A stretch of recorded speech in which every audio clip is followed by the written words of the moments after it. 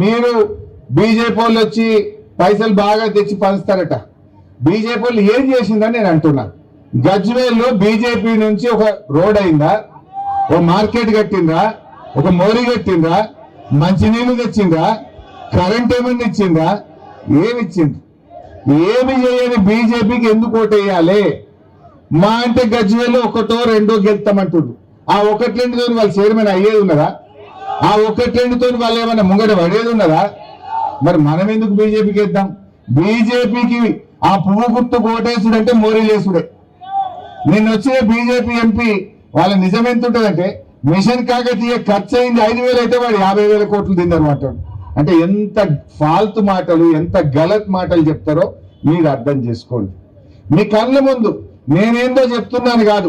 పొద్దున్న లేస్తే మీరు నల్ల తిప్పుతారు, ఆ బిందెల పడే నీళ్లలో కేసీఆర్ కారు కనబడదా? మీ ఇంట్లోకి వెళ్ళి కాలు బయట పెడితే మీ కాలుకు దుమ్మంటకుండా కట్టిన సీసీ రోడ్డు కేసీఆర్ది కాదా? మార్కెట్కి వచ్చి కూరగాయలు కొంటే ఆ మార్కెట్ కేసీఆర్ది కాదా?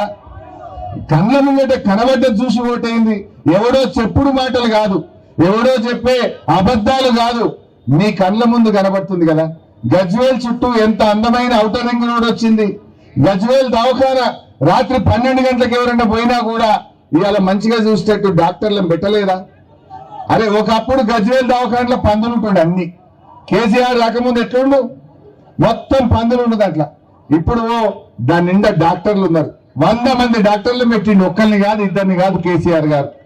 దవాఖానా సరిపోతలేదంటే యువతల దిక్కు గెస్ట్ హౌస్ తీసేసి మళ్ళీ గంట పెద్ద దవాఖానా కట్టిండు. 2 దవాఖానలు కట్టలేదా? జనం జాలతలేదంటే ఇంకో దవాఖానా కట్టిండు. అసలు బీజేపీ ఓ దవాఖానా కట్టిండు, ఏం చేసిండు?